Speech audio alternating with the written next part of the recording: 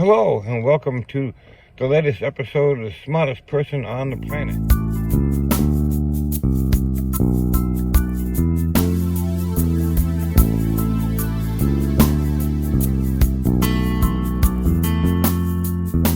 Welcome to The Smartest Person on the Planet channel. I am your host, Brother Bob, and today I'm going to continue with part 2 of the theory of everything, where I discuss dark energy and how it affects everything.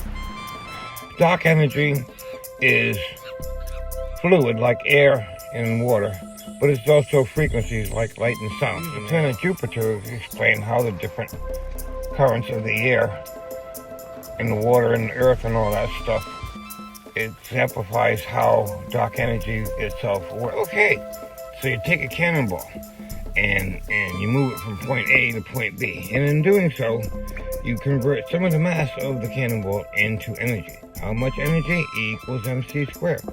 You figure out the mass of the cannonball and multiply that by twice the speed of light, which I guess would be a point. I don't know how many zeros and then a 13.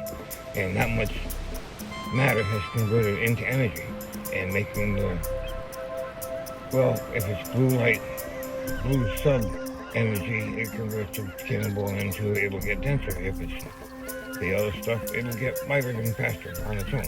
It's kind of a balance thing. And when slowing down the cannonball upon impact, that energy is released from the atoms and transferred into what it impacted with.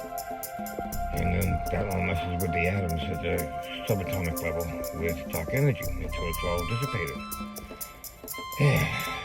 So Steam, the dark energy expands the atoms so much that everything is accelerated past the speed of light, and that's why steam is invisible. It's pretty much pure dark energy. Not a whole lot of it, but enough to power a steam engine.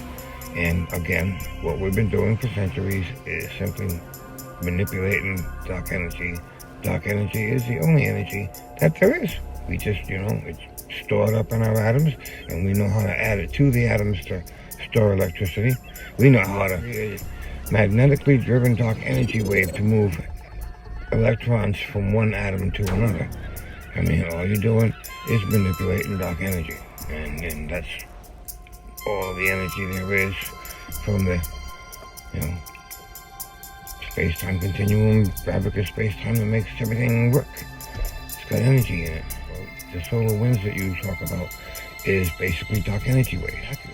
The dark energy going from the black holes to the stars and then back again is more of an AC line, where yes, the dark hole has graviton waves, but it's graviton waves that attract the light, the photons that are being pulled into the thing. Is done by reverse direction of the AC and graviton waves, but it's more the high frequencies that affect photons, and the graviton waves that you're reading seem like they're strong enough to pull in planets, but that's just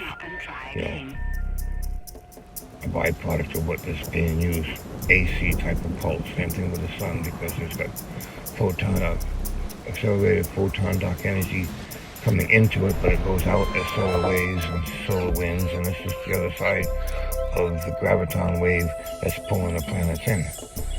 Okay?